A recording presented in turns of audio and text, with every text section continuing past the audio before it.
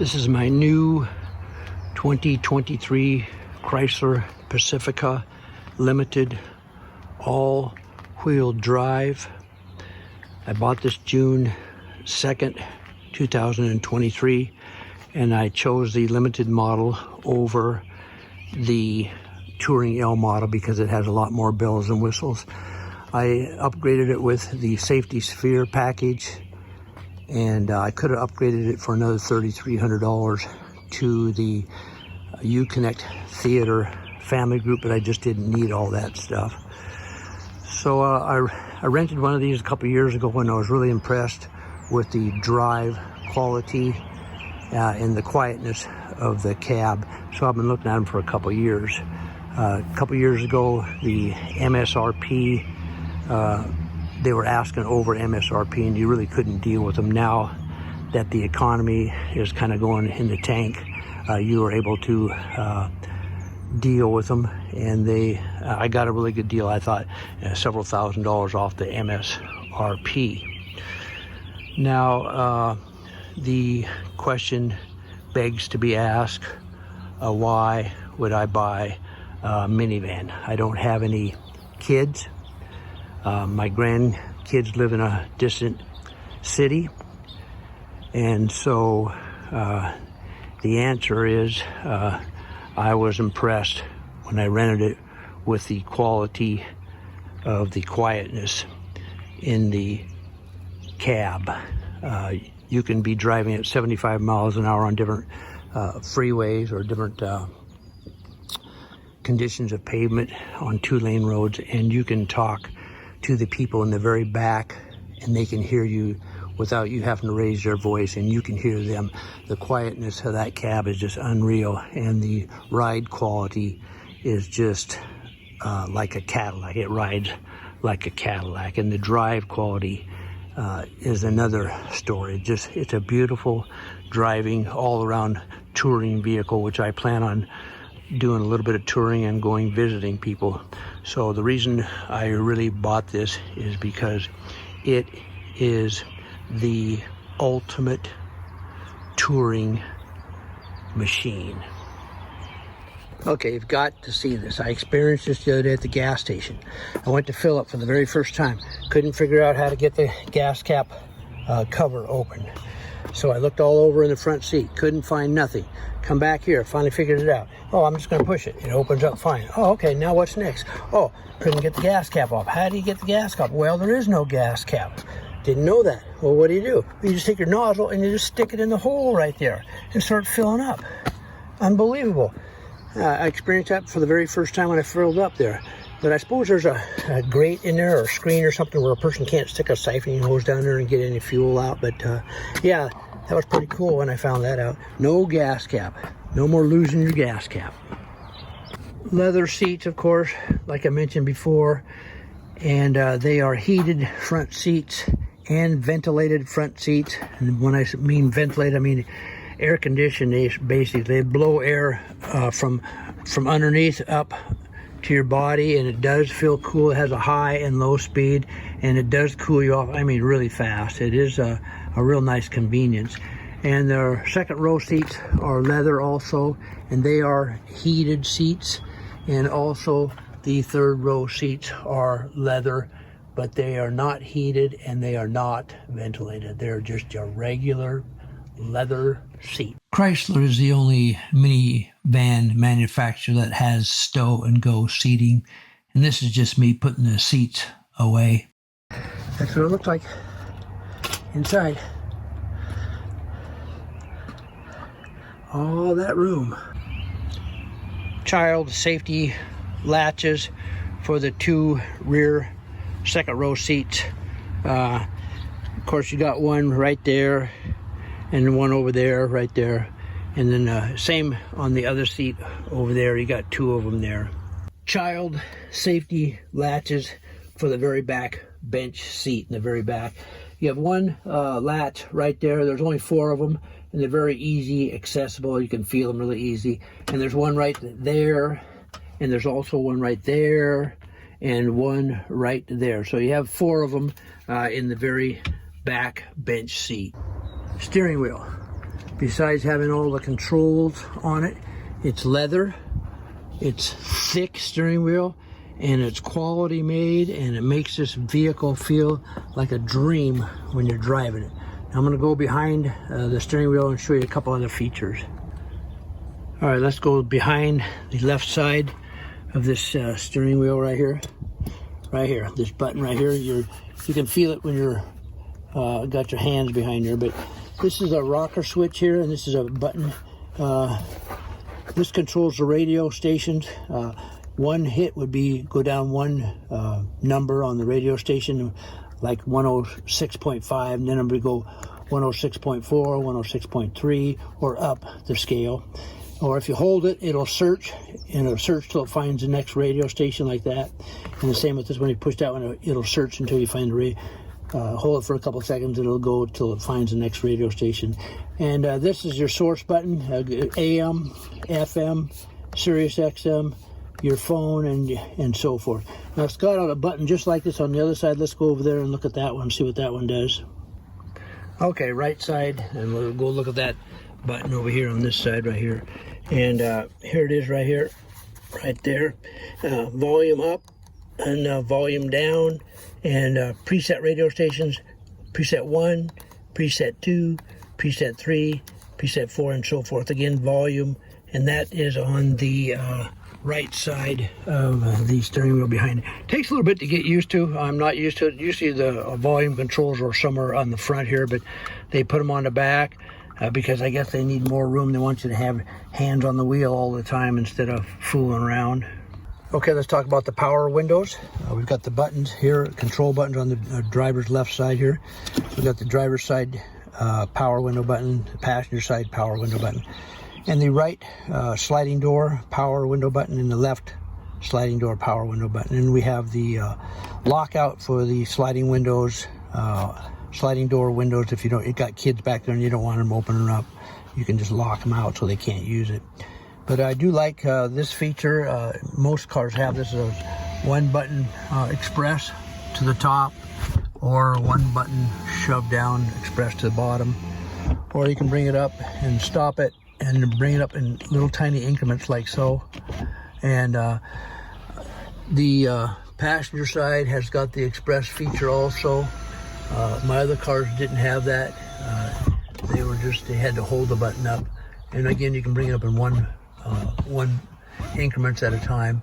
And what I do like about this is that the sliding rear passenger doors, both of them, have windows that do the same thing, power windows, and it stops right there. That's as far down as it goes. But you can bring it up in little increments if you want, like so, just like the front two windows, or you can express it to the top. I really like that. I didn't know I did not know that these vans came with these power windows like that. You know, older vans, you didn't have that feature. And we'll talk about the door locks right here. Of course, you got your unlock and your lock. It locks all of them or unlocks all of them. And also, you have a feature if it's unlocked and you start your car and you head down the road, you can set it for lock all doors automatically at 5 miles an hour, or lock all doors at 10 miles an hour, however you want it, or don't lock doors at all when you first start out. That's a good feature too. All right, let's talk about the dual pane panoramic sunroof right there. They used to have tri-panes, one more in the back, but the 2023 models cut the tri-pane out. But yeah, this one has the express. If you want to just open up the cover there, if you want to express it, you hold it down and it goes all the way back. But one touch just goes back halfway, and then you hit the button again to finish the job to go all the way back. And that's your dual pane sunroof right here. And to open this sunroof right here, you just push this button right here. You push this button right here. There you go. And there you go, it's opening up right there. And it only opens up that far right there. And so then you want to close it, and you just push the close button right there like that. And she closes like so. Then if you want to use just the vent, then you just push that button, and it was too fast for me. Then the vent opens up right there. And then you push the button here to close it. Then it's closed. Now I'm going to close the hood or the cover, and yeah, pretty simple. Everything's pretty simple, pretty smooth operations. But I definitely had to have a sunroof. I think the limited models all come with it, but the turning L's don't come with them. I want to show you this automatic wind deflector that pops up when you open up the there. See it right there? It's a wind deflector. It's a mesh wind deflector. Right there.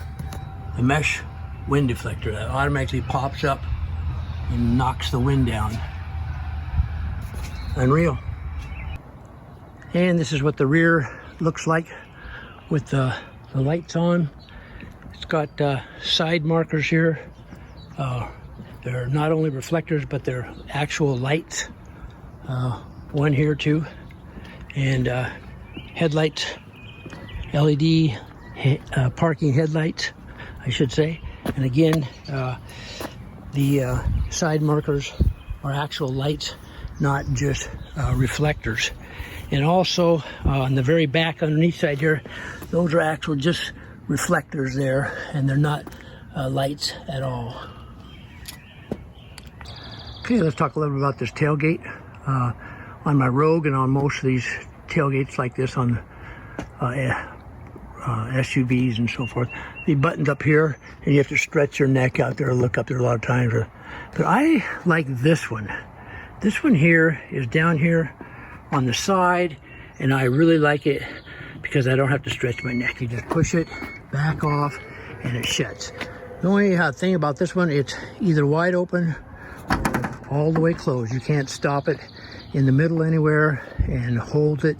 My Rogue can do that. I can push the button and it'll stop. But on this one, it's either all up or all down. And if it does come in contact with anything, it will go the opposite way. Like if you hit something, it'll go back in. All right, let's go in and check this storage out, starting with the passenger side door. We got your storage bins down low here, separated by this thing, and got a little one there, which a medium-sized drink will fit in there. And you got a kind of a weird angled storage there for little things right there, and pocket storage on the pull handle there, and a little storage thing right there. The driver's side doesn't have this because all the window controls are up there. Okay, let's move in here to the jockey box, glove box, storage there. And I have a premium center console. As you notice, there's storage down here and all plastic eyes up here.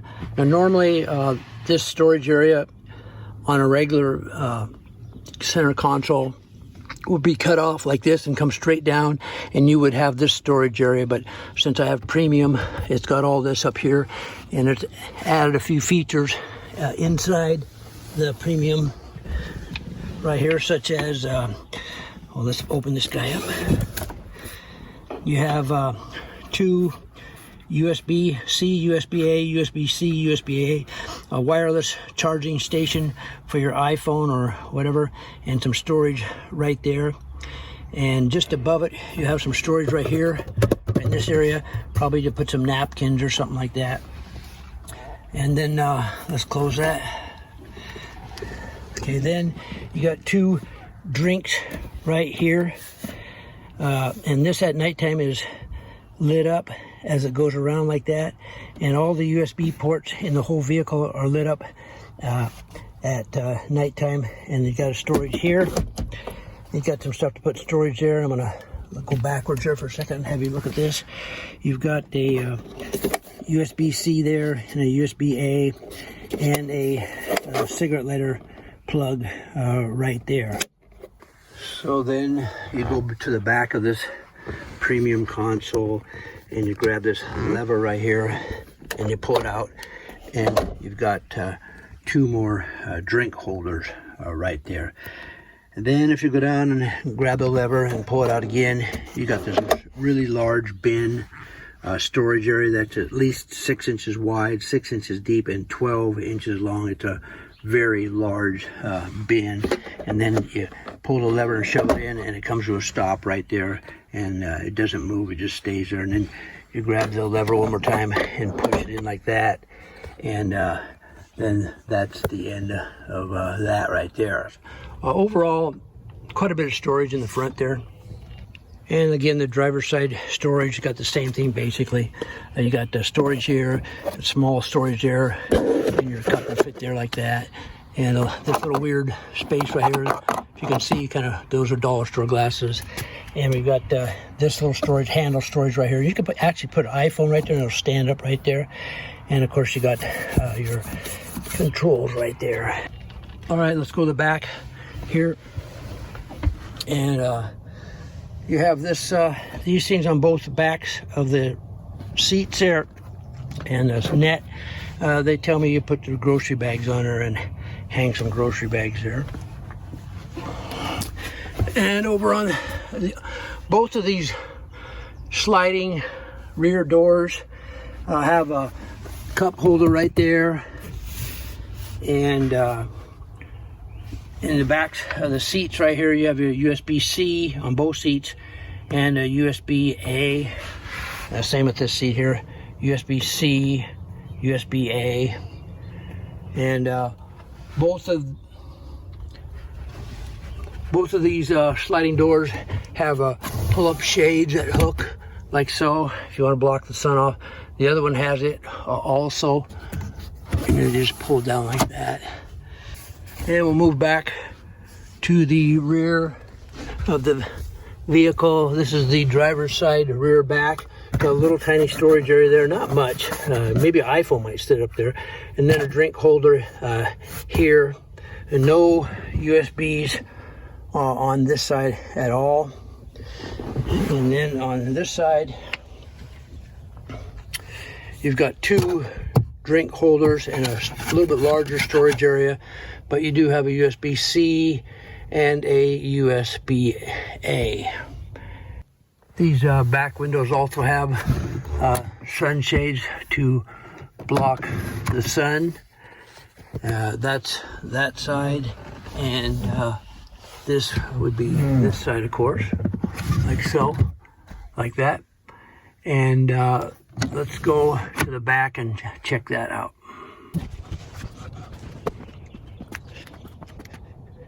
And in the very back of the vehicle, you have a cigarette lighter plug there for electrical, and a very deep pocket. That's a good 12 inches down there. It doesn't look like it, but it's just 12 inches deep right there.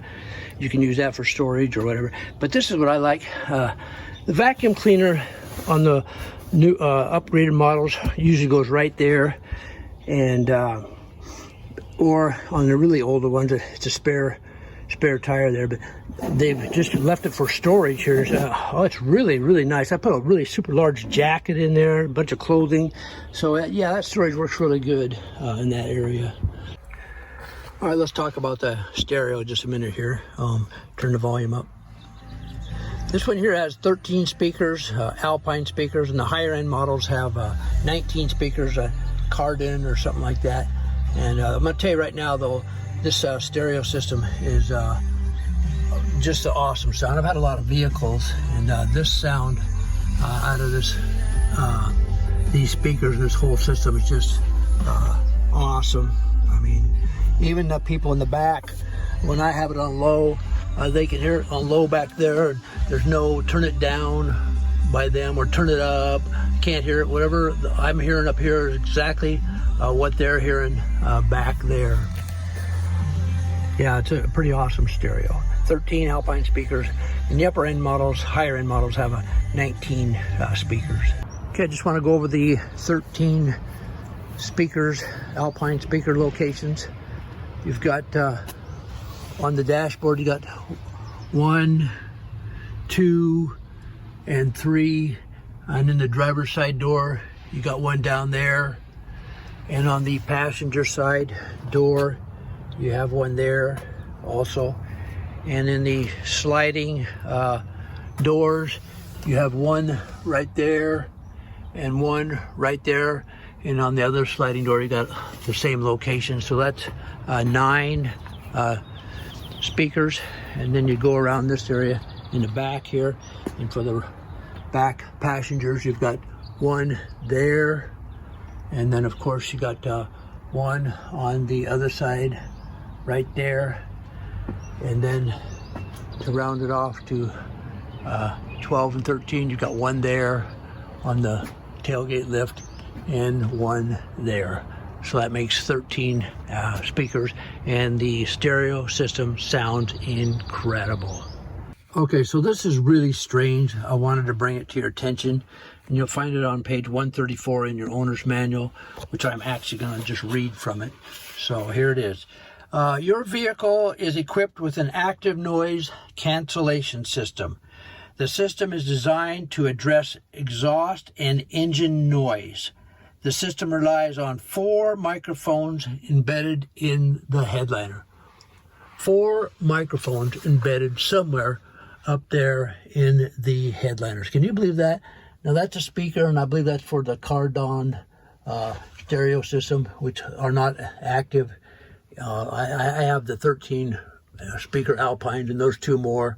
So if you add those 2 little ones up, it brings it up to 19. I'm not sure that those are for the Cardon system, but I believe they are. But anyway, we've got 4 microphones hidden up there somewhere in this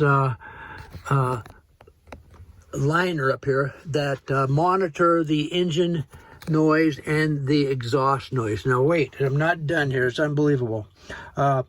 Which monitor the exhaust and engine noise and assists an onboard frequency generator. Oh my gosh, there's an onboard frequency generator in this vehicle somewhere.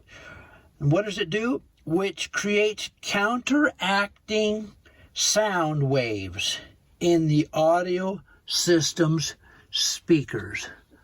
Oh my gosh. Creates counteractive sound waves in the audio system's speakers. This helps keep the vehicle quite quiet at idle and during drive. Well, I'm here to tell you that this thing is incredibly quiet. At 75 miles an hour, it is super quiet. You can hold a conversation with the people clear in the back if you want to. So apparently, I didn't know that, but that thing apparently was working.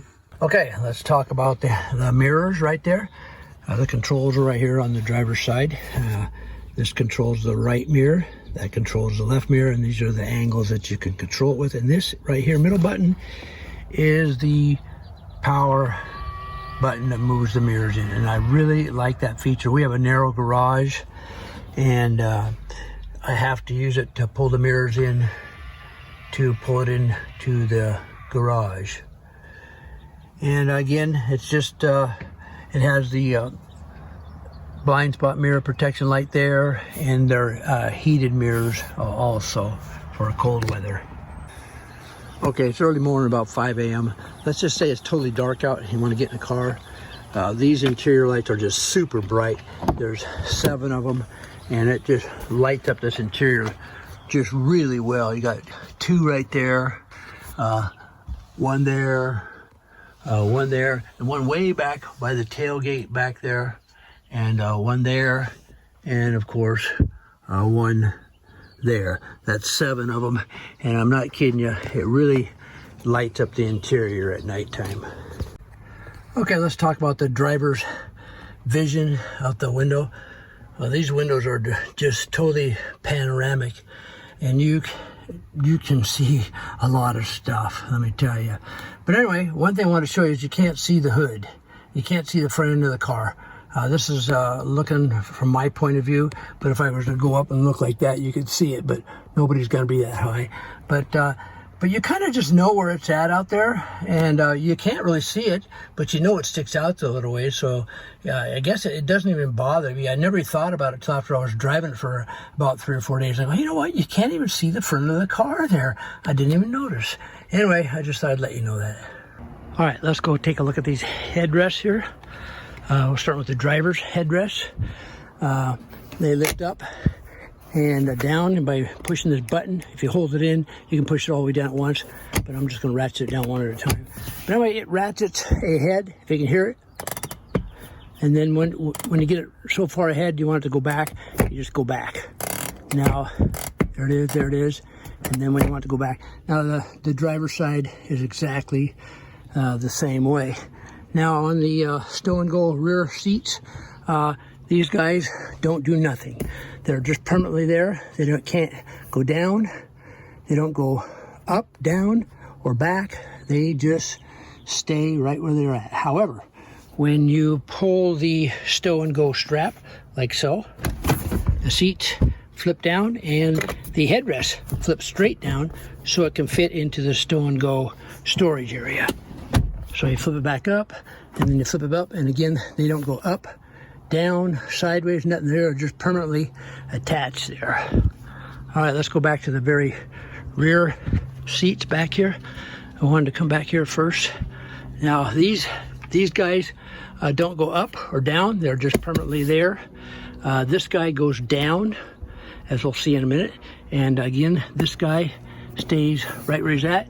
And to go into the stow and go seats, you flip this lever here and they go down like that. And same with this one. Or if you can't see out your mirror, rear view mirror, like I do a lot, I can't see out the mirror, so you just push this button in, and let's see if I can put it down here. There, you push the button, and it took me 2 hands to do that. And then it kind of just goes down, and then now you can see clearly out your rear view mirror. But with them up like so, I had a real hard time seeing out the rear window with these guys. So yeah, so that's all about the headrests. Okay, let's talk a little bit about getting in and out of the vehicle. My wife says it's a little high of a step, and I thought, well, it's a minivan, they're low to the ground. But she says no, it was a high step, and my daughter said the same thing. It was a little difficult. I mean, come on, the difficult level can't be that bad. But anyway, they grabbed this and they pulled themselves in, but they were saying it would be better if they would have had to grab up here, so they really pull themselves in. And but no, they've got one right here. But they said they didn't have any problems getting out of the vehicle.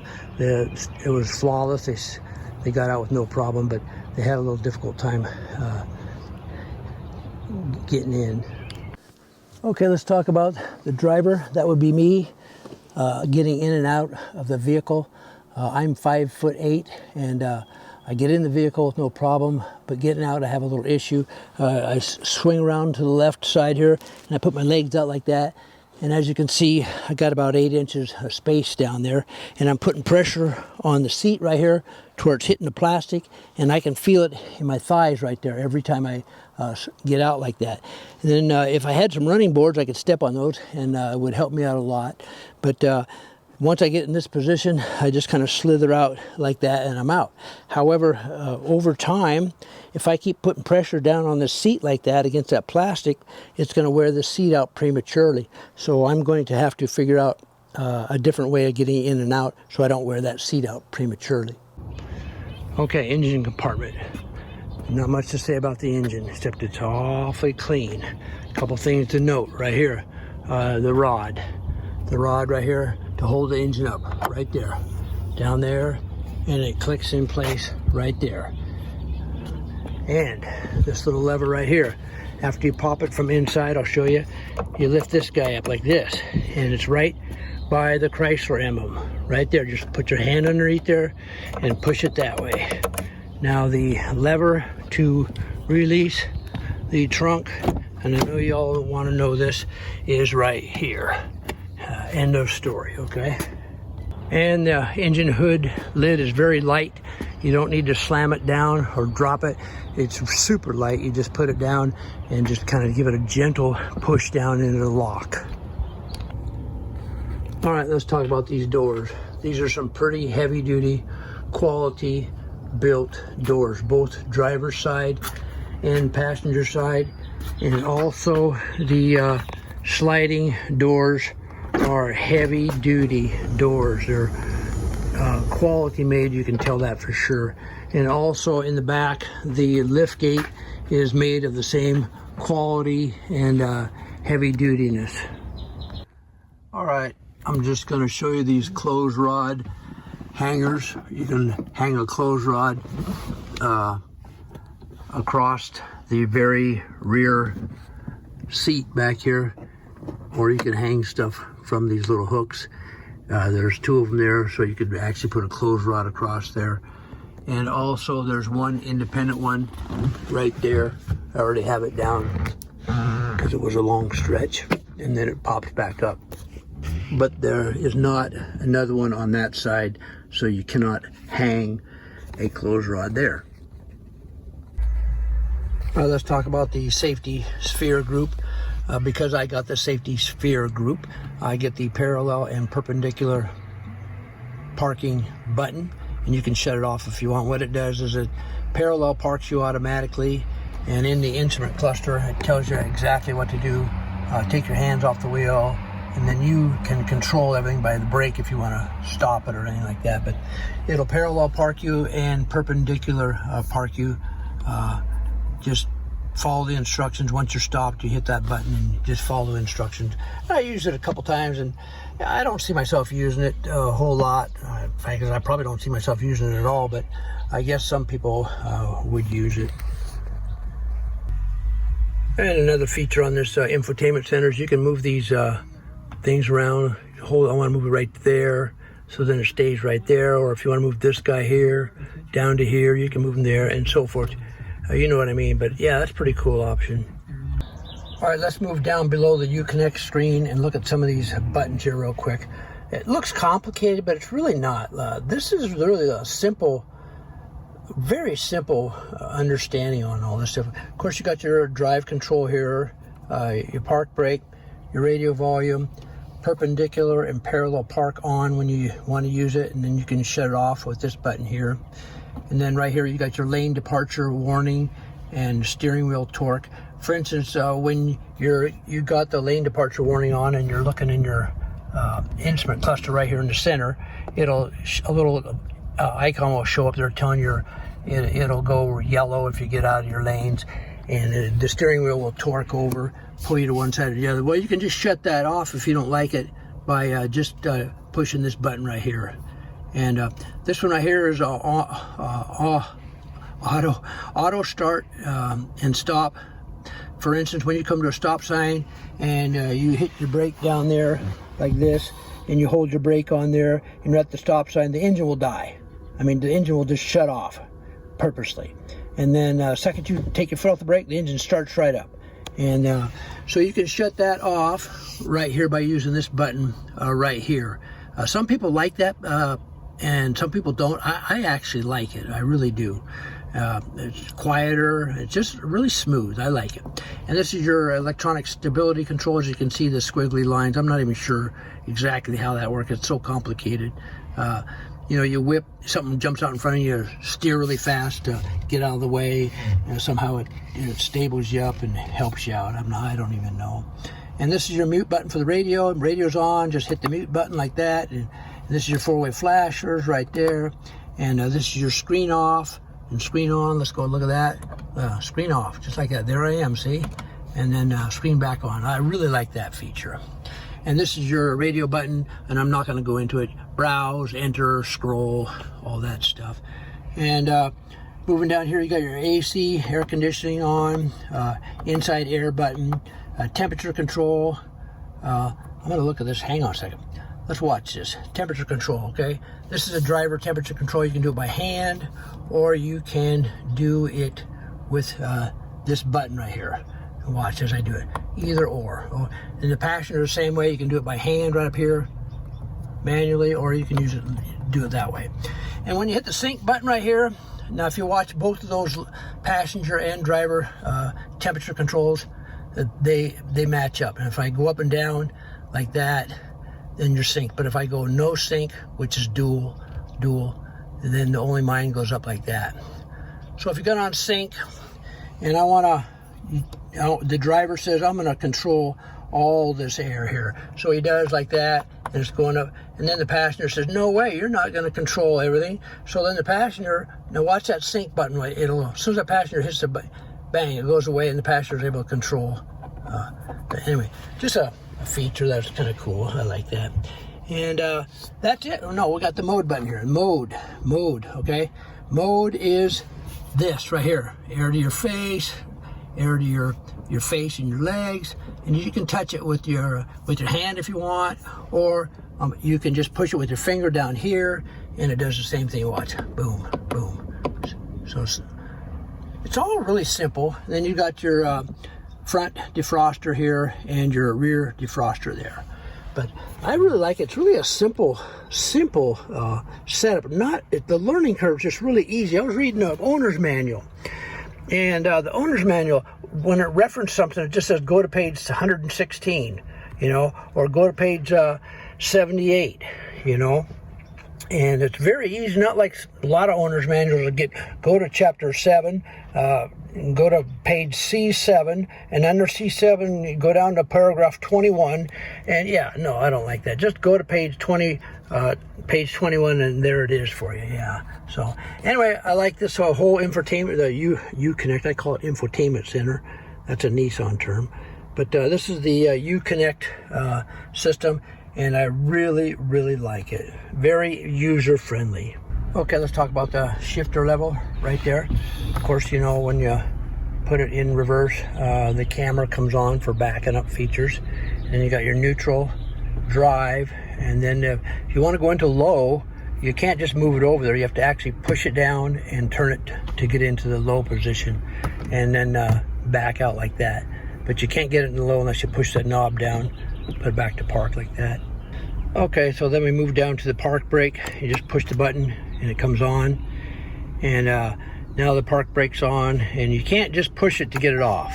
You think, okay, well, just push it to get off. No, you can't just push it. You actually got to put your foot on the brake down here and then push the button like that to get it off.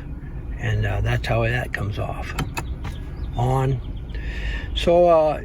So it's on right now, and I'm going to put it in drive right there, as you see, and the park brake's on. And I'm giving it gas, and she won't go anywhere. I actually have to put my foot on the brake again and release it, and then I'm able to take off. Okay, I'm going to put it in park. End of story. Okay, let's go over here, and we'll look at the auto start stop button right there. And then let's cut across the steering wheel. Oh, let's stop right here. We've got the cruise control. You got two cruise controls on. Your regular cruise control, where you turn on right there, and it's like the old one where you just set it for 60 miles an hour and you just go. And nothing, it doesn't do anything. Nothing fancy. You come up on a car, you better hit the brakes, otherwise you're going to rear end them if they're going slow. So that's just your typical cruise control. And then you've got your ACC, adaptive cruise control there, and it does all that fancy stuff. You know, keeps you in the lane, slows down. Well, I don't need to explain it, but you know what adaptive cruise control does for you. And then over here, of course, you got your controls for the center information between the tachometer and the speedometer. And what you do is, let's see, there's 1. There's 10 of these things. Let's see, 3, 4.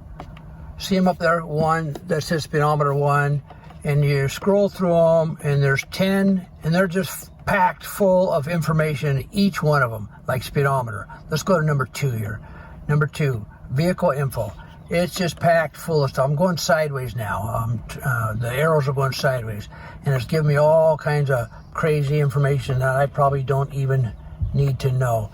But anyway, there's 10 of those things, and you'll have to find out for yourself. It's pretty cool, some of that stuff. But so, and then when you're done, you just push enter to what you want to look at. And this is your phone.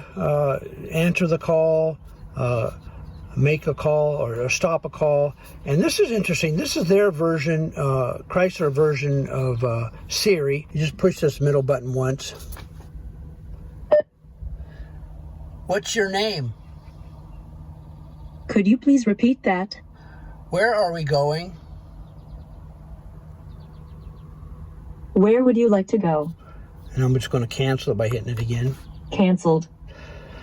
Now, if you're connected to the infotainment center wirelessly, let's go to a vehicle there, with your iPhone, all you need to do is press and hold that button for about 3 seconds, and then your Siri will come up and you can ask the Siri any questions you've ever asked them. And it works really well. But I can't do it now because if I push it, it goes to my Siri and then it stops recording. So I won't be able to show you that part. But yeah, it works really good. I like that feature. All right, let's move on down to the headlight controls down here in the lower left side here. Turn the headlight on, and then, you know, auto, you know, it's got all those features. But now what I want to show you is this roller switch right here. This controls the light inside the instrument panel there. I'll give you a shot here. Let's go up here and take a look at it real quick. Now if I roll it down, it goes off. Roll it up, and then click it once, it's really super bright. And then that's how that works. All right, so let's go back down here to the other one. I'll show you what the other one does. And this one right here, I can't figure it out. It says it's supposed to control the ambient light in the instrument cluster and the interior lights, but I haven't been able to figure it out. So if I shut that off and I rotate that dial upward, you can see the light coming on and off right there. See it right there? I'm rotating it. So it does something, turns some sort of lights on. I'll figure it out someday, I'm sure. But yeah, it does it there, and it does it right here too. But yeah, I don't know. I'll figure it out someday. You can figure it out on your own. All right, let's go to the passenger compartment air conditioning and heating controls, which is totally independent. When this is off, the driver controls the air conditioning and heating in the van, but when this is on, this takes over for the passenger compartment. It does the heating and air conditioning, and you can turn it up, turn the temperature up like so, or turn the temperature down like so. And I do like the big large buttons, and you can control the fan speed, and when the fan's on high, it really blows the air, and the air comes from underneath the passenger front seat and underneath the driver's seat, blowing back towards the rear of the vehicle. And also there's vents underneath the very rear seat that are blowing towards the front of the vehicle. And also we have ceiling vents that blow the hot or cold air down from the ceiling vents. We got one there, and then we got one down here for the back, up there for the back, I should say, and one on the other side for the back seat, and one for the rear set of seats here. And they, like I say, they can be closed or opened at your will. Okay, I really like the camera in this vehicle. Let's go to vehicle, surround camera. Now there you have it. You got your bird's eye view looking down. You got your narrow view here with the projected lines. If I turn the wheel, you can actually see the wheels turning like that. And then you've got your wide angle rear view right there with no projected lines. You can see how wide the angle is. Then this button here is a front view, wide angle front view. And then this is the narrow front view with the bird's eye view on the side there. And then the last one over here is your narrow view with the projected lines without the bird's eye view right there for backing up. It's really a very crystal clear and large. I just can't, like I say, I just can't say enough good things about this thing so far. And as for how long does the camera stay on, I'm going to X this out right here. I just did an experiment. It'll stay on forever. You can, like, I pushed this back view and I started out in 5 miles an hour, and I just kept it about 6 or 7 miles an hour, and it never went off. I could use any one of these while I'm moving that fast, and just stays on. But once you get up to about 10 miles an hour, it lasts about 20 seconds, and then it automatically shuts off. And then the faster you go, the quicker it shuts off. Like once you hit about 25 miles an hour, it shuts off within about 4 or 5 seconds. But somehow it's timed with time and speed together, determines how fast the cameras will shut off. Then you can't use it anymore. Once you get up to about 30 miles an hour or so, it just goes dark and you can't use the camera. All right, let's talk about the family camera that mine does not have. And when you get to the camera screen, the higher end versions have a camera that looks at each individual seat back there and watches your kids back there in the very far back, and it's called the family cam, and it'll show up right here. But my version, the limited model with the safety sphere group, has the poor man's version of the family cam right there. And you can look into that thing and see your kids in the back like that. Apparently, that's the poor man's version. All right, let's talk about the roof rack. You just got a couple thumb screws there. You just unscrew it and it lifts right out like that. And you just bend the end down like that. They just snap down in place there. And this one's shorter on that side. The other side over there is longer, and they're clearly labeled on which side they go on, as I'll show you.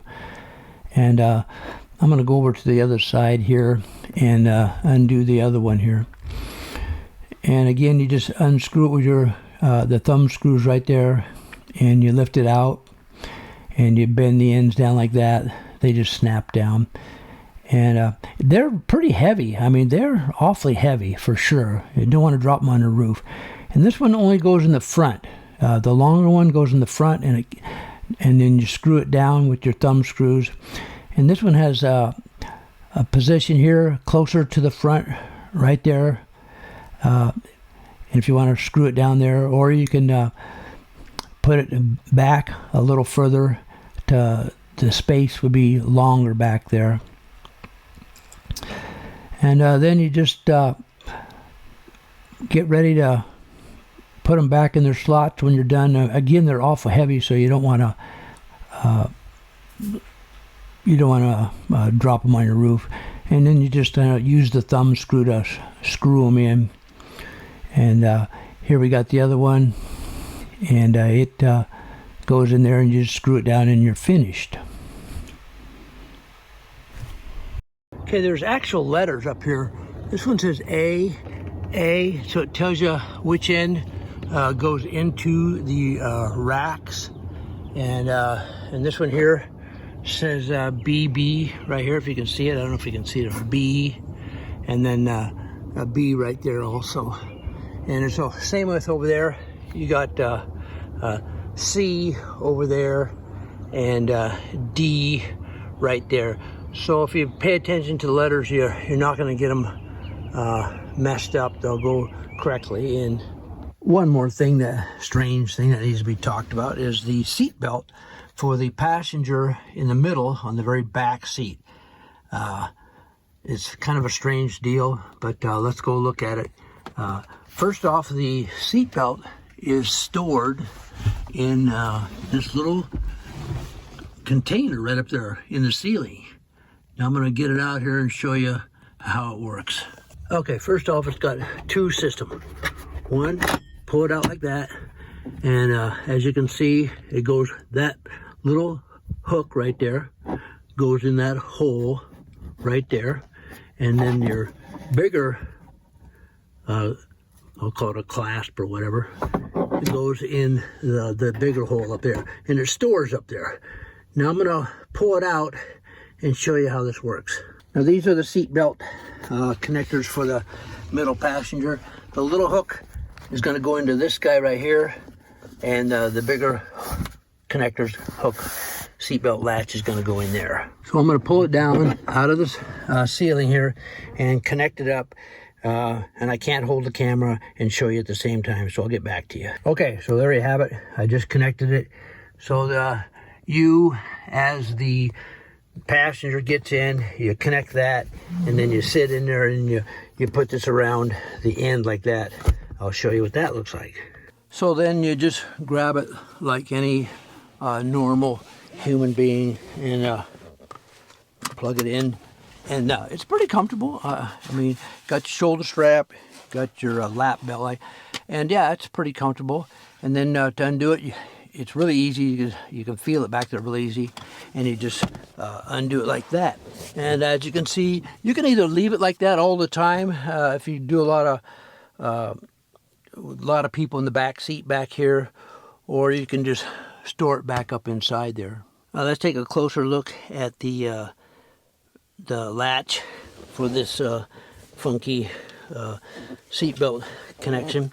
You have a red release button right there. Hopefully you can see it, and you have to push it in to release this, and you can't do it if you got long fingernails. Maybe you could do it, but you really can't do it. So I had to get my money knife out with all the accessories and push the button like so, and it releases it and goes back up into the storage. And then of course there it is, all nice and stored up in its storage location. All right, let's talk about this key fob they gave me. They gave me two of them actually. So this one here is for the right door. You hit it twice and it opens the right sliding door. And if you hit this one right here twice, it opens the left sliding door. And if you hit this one right here, it opens the rear tailgate. You gotta hit it twice. And if you hit this one twice, then with all the doors locked, the car will self-start. And of course, you know, the lock, once on the lock and once on the unlock. Anyway, they gave me two fobs, and it's pretty simple.